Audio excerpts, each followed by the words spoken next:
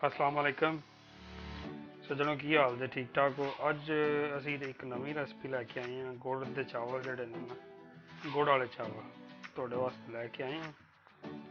इंशाल्लाह उम्मीद करने हैं बड़े अच्छे बनते। ये वास्ते देखो जी असी गुड़ दो किस्म का रखे है। एक जोड़ा इतों लभ जाता सानू यूरोप के विचों, एक दूसरा पाकिस्तान मंगाया असी देसी गुड़ ਉਹਦੇ ਨਾਲ ਬੀ ਰੱਖੇ ਨੇ ਜੁੱਕਿਆਂ ਦੇ। ਇਹਦੇ ਨਾਲ ਜਿਹੜੇ ਨੇ ਦੇਖੋ ਸੌਂਗੀ ਨਾਲ ਜ਼ਾਫਰਾਨ दो पुड़ियाँ ने असी एक पुड़ी च कर ली हुई है। उस तो बाद ड्राई फ्रूट बड़े बेहतरीन जे। उस तो बाद देखो जी असी ये मुरब्बे भी पा रहे हैं, मिक्स मुरब्बे ने नाल चावल बासमती के ये लैके आए हैं तो नाल जैतून का तेल। बाकी इंशाल्लाह मिलने रेसिपी दे विच। हाँ जी दोस्तों असी तेल पा लिया कढ़ाई दे विच, इनू थोड़ी देर वास्ते छड़ दिता ताकि गर्म हो जाए।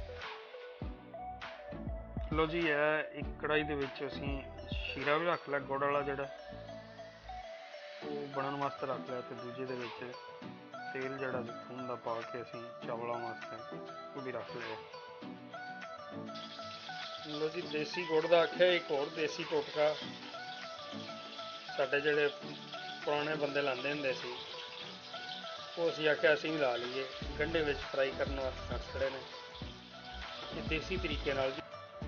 देखो जी दोस्तों गंढे जोड़े ने ब्राउन होंगे ने पे, तो यह वेखो गुड़ जोड़ा देसी उसकी यह वेखो निशानी है, पिछ वो वेखो लंदी है पी वो उत्तू जड़ी है ना पिछ वो वेखो।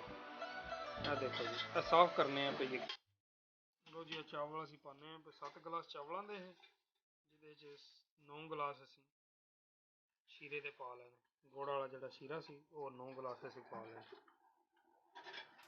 मैं देखो अच्छा जी एक गल याद रखनी है, गुड़ वाले चावल जो देसी गुड़ वाले बनाते हैं ना जोड़ा वह शीरा है वो उबाल के पुण जरूर लेना, क्योंकि वो कख कान कोई गंद शंद जरूर होंगे।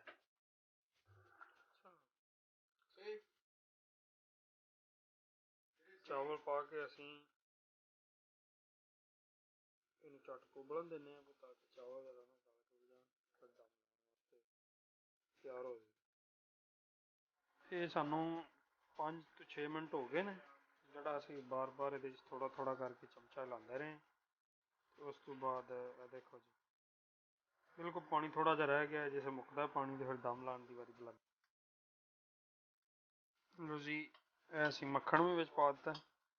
मक्खन का यह है कि ये खुशबू बड़ी बेहतरीन, चावल बिल्कुल नहीं जुड़ते है। उस तो बाद देखो जी ये पेठे के बीन है, पेठे के बीन भी असी विच पा दिते हैं।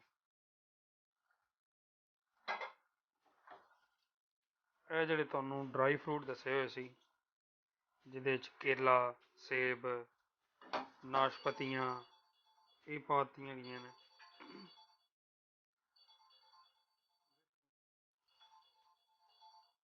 उस तो बाद जी देखते जाओ जी मुरब्बे भी जड़े मिक्स मुरब्बे वाला एक डब्बी पूरी सी पाती। तो यह देखो क्या बात है जी, ये हुण बिल्कुल तैयार है तकरीबन दम वास्ते। बस असी इनू हुण धर देना।